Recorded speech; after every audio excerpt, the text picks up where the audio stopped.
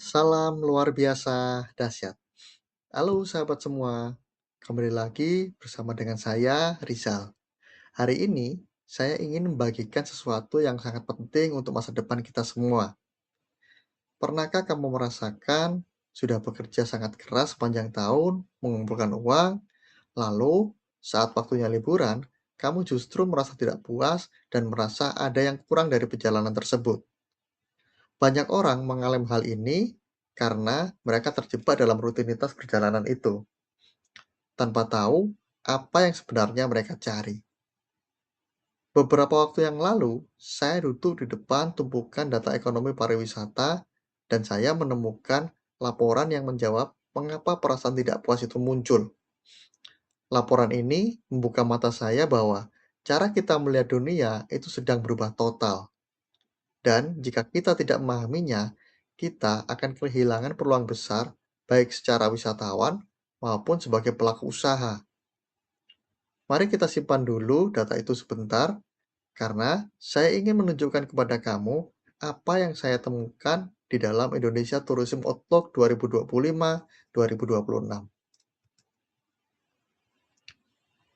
Nah, di sini saya tunjukkan judul bahwa peluang perubahan tren pasar wilayah global dan Indonesia ini dibuat agar kita semua siap untuk menghadapi pergeseran besar yang sedang terjadi sekarang.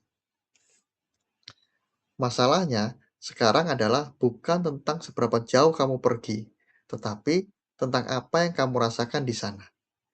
Pergeseran dari destinasi ke pengalaman yang berarti lokasi hanyalah latar belakang, sedangkan aktivitas itu adalah produk utamanya.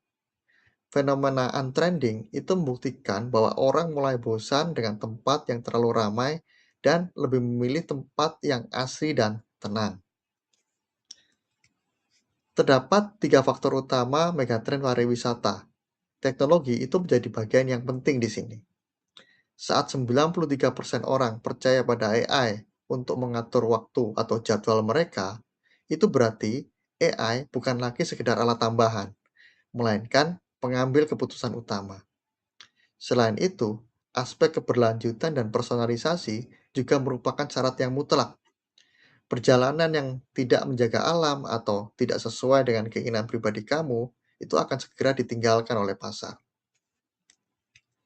Nah, jika kita terus mengabaikan tren leisure atau vacation, kita akan kehilangan jutaan orang yang kini bekerja sambil berlibur. Dengan adanya visa digital di lebih dari 40 negara, orang itu tidak lagi terkait pada kantor. Akibatnya, pariwisata regeneratif menjadi standar yang baru. Kita tidak lagi hanya datang untuk melihat, tapi datang untuk memperbaiki alam dan membantu penduduk setempat agar tempat tersebut tetap ada untuk anak cucu kita. Nah, kita bisa lihat di sini bahwa terdapat 6 tren wisata utama di Indonesia, yaitu budaya, ekowisata, alam, kuliner, kesehatan, dan leisure. Tren tersebut menghasilkan sesuatu yang lebih dari sekedar angka kunjungan. Hasil lainnya adalah ketahanan ekonomi lokal. Misal, dengan fokus pada kuliner farm to table atau wisatawan kesehatan, kita menciptakan lapangan kerja yang lebih stabil dan berkelanjutan bagi masyarakat di daerah-daerah terpencil yang ada di Indonesia. Nah, banyak orang tua itu menganggap bahwa anak-anak muda hanya main-main saat berlibur. Padahal dalam pandangan dunia atau yang ada di dalam dunia mereka adalah perjalanan itu merupakan investasi identitas. Dengan dominasi mencapai 81,58% untuk wisatawan domestik, Gen Z dan milenial adalah penguasa pasar saat ini. Mereka bukan mencari kemewahan palsu, melainkan pengalaman yang lebih memiliki tujuan dan dampak yang nyata bagi lingkungan.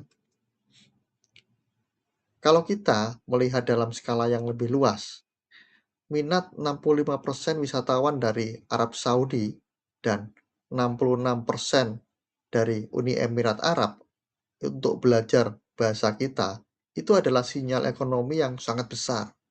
Ditambah lagi, 71% wisatawan global ingin ke pegunungan pada tahun 2026.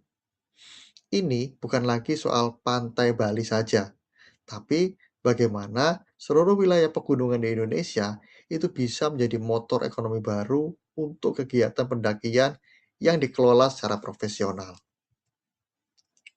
Kamu mungkin berpikir infrastruktur fisik itu merupakan hal yang paling utama, tapi dalam data ini menunjukkan hal yang berbeda, yaitu storytelling atau cara kita menceritakan lewat pemasaran itu menempati urutan pertama dengan 54,39%. Semua tempat yang indah tanpa cerita yang menarik dan jaminan keamanan tidak akan didatangi oleh orang. Jadi, prioritas kita itu harus bergeser dari sekedar membangun gedung ke arah membangun narasi dan rasa aman. Secara keseluruhan dapat disimpulkan bahwa masa depan pariwisata adalah gabungan antara AI, kepedulian pada alam, dan kekuatan budaya lokal. Kita sering berdalih atau kita sedang beralih dari pariwisata massal yang merusak menuju kepada pariwisata yang berkualitas dan memberikan makna mendalam bagi setiap orang yang terlibat. Kita perlu mengingat bahwa tujuan akhir kita itu bukan hanya mendatangkan banyak orang, tetapi menciptakan sistem pariwisata yang kuat dan bertahan lama.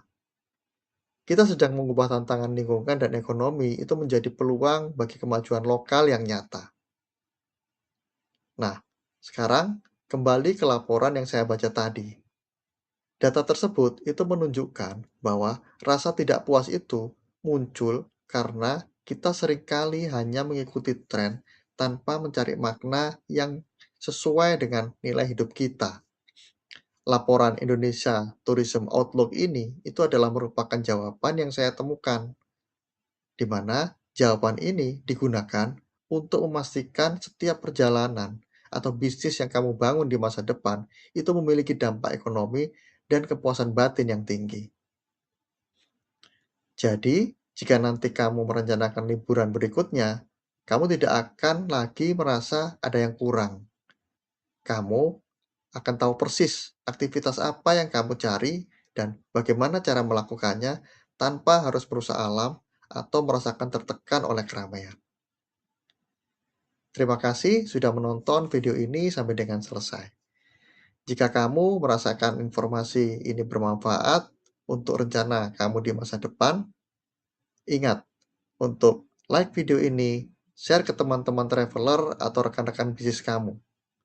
Dan ingat pula, klik tombol subscribe agar kamu tidak ketinggalan analisis konten yang lainnya.